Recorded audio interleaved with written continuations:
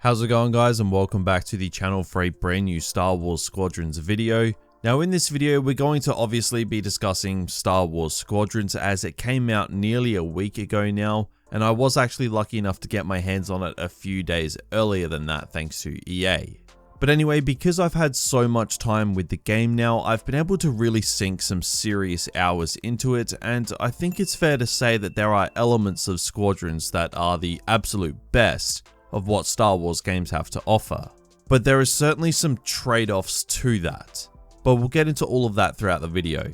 But this video is just going to be weighing in my overall thoughts of the game and what its reception from fans and the general public could mean for any future prospects for more games like this. Now before we dive into it, I just want to let you guys know why the channel went on a 3-week hiatus. Basically, I was just super burnt out with content creation and just needed some time away from YouTube, Twitch, Twitter, everything. But we're back now and there are plenty of videos on the way, and I will be giving away a copy of Squadrons over on my Twitch channel sometime this week, so be sure to go drop a follow over there, the links will be below, and stay tuned.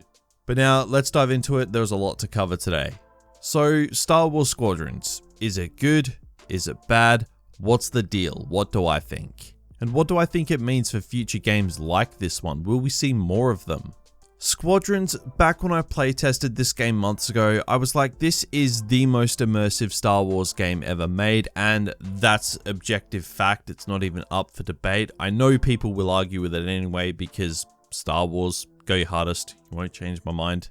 I gotta say, I wasn't totally on board with the first person only thing, but this game needs first person for it to excel, whether you're using a controller, flight stick, VR, PC, however you play the game, it is so immersive because of its first person aspect, and it is no doubt fulfilling all Star Wars fanboy dreams of jumping into an X-Wing. I will say though, playing with HOTAS was very difficult to get the hang of, so I just honestly went back to controller, which is probably the easiest way to play, but definitely not the most enjoyable. If you can master HOTAS with VR, you're gonna have a damn good time with this game. Now, Squadrons faced a lot of skepticism before its release for a variety of reasons, those being, it was this game that just came out of nowhere and only got announced a couple months before it got released. It was also only a $40 game and it was only flight orientated. So this game had its critics before it even came out, and some of the worries that people had before the game came out, they kind of are valid, but at the same time not really. At the end of the day, I think Squadron's biggest weakness is that it is a $40 game. The gameplay is very in-depth and there is a lot to learn, and that's what's going to keep people coming back, not content. I think this game is going to develop a cult following, not so much like a widespread following like the Battlefront franchise does. Like, this was a passion project for Motive, and I know that they are proud of what they created, and it was great to chat to some of the developers. And you know, I think they can hold their heads high with this game. It's the best flight-orientated Star Wars game that's ever been made. The old X-Wing and TIE Fighter games are great, but they are outdated, and it's nostalgia talking more than anything. So Squadrons takes the crown as being the best flight-orientated Star Wars game to date, which is a good thing. It should. It's the modern day one. Having said that though, this game is not going to be for everyone, but the ones that this game is made for, it's going to be a favorite for a long time. But moving on, and I want to talk about the campaign now, and we'll touch on multiplayer a little bit later on. Now, for those worried, I will keep this video spoiler free for the campaign, but to be honest, I wouldn't get too worried about running into spoilers as there isn't that much to be spoiled, to be honest. But either way, I'll not dive into spoilers here, so don't worry. The campaign for me started very slow and was very tutorial based. The first, I want to say 4 missions or so, definitely felt like it was just teaching you the fundamentals of the gameplay.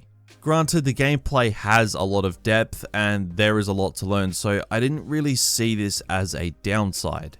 But as the campaign progressed, I found it to be a little bit more free in terms of it's you versus the objectives instead of you and the tutorial guide versus the objectives. There were times in the campaign when I found things to be a little bit repetitive, but the campaign wasn't stupidly long, so it probably ended just before it started to burn me out. So in terms of campaign length, I think it was a very solid length, especially for a $40 game. Keep in mind, Battlefront 2's campaign felt shorter than this one, and that was a full AAA release. But having said that, the mission variety was lacking a little bit, but honestly, I think that's more down to the constraints of the era that the game takes place in. If we had Clone Wars stuff in this game, and we had Clone Wars battles, there could have been a lot more to do in terms of mission variety. At times, it just felt like there wasn't enough being changed up. But what I will say this campaign nails is the various locations that you explore. Every single mission is incredible to look at. Squadrons punches well above its weight as a $40 game when it comes to its visuals. The game doesn't rely on nostalgia for you to have those jaw-dropping moments, it relies on its incredible visuals, and that's a big upside. There are some really cool references and little Easter eggs, none of them feel on the nose either, but hearing a line that references Grand Admiral Thrawn, like that sort of stuff is a nice touch. The cameo characters as well, they were a fine addition to the game and they weren't overused, and overall, I think the campaign just done a nice job. Its strong point isn't variety or an intensely gripping story, more so just a bunch of missions with an overarching story that just strings it together. I'd say the campaign is just what I expected it to be, solid, with amazing visuals and graphics. It started slow for me, but I was pretty happy with it by its conclusion. But now let's talk about the multiplayer. Now this for me is where things actually went a little bit downhill, but it's more of a personal preference than an actual flaw with the game itself. I just am not overly invested in learning the gameplay loop and controls like the back of my hand. So the multiplayer mode doesn't hold much longevity for me, and like I said, that's personal preference. I don't really like flying games personally. But like I said before, the people that this game is made for, they are going to love it, as the developers, they knew what they were doing. Dogfights is the basic team deathmatch style game mode, and when it's played with friends, it is fun. I will say that. You can have a lot of fun playing multiplayer with friends, but when I played solo, it wasn't for me. I strongly recommend playing with friends if you can, as that's when Squadrons is at its best, especially with dogfights, as it is such a basic mode, and as for fleet battles, this is the flagship mode of Squadrons. Now you're either going to love it or you're going to hate it. It's very chaotic, and at the start it can be very, very confusing.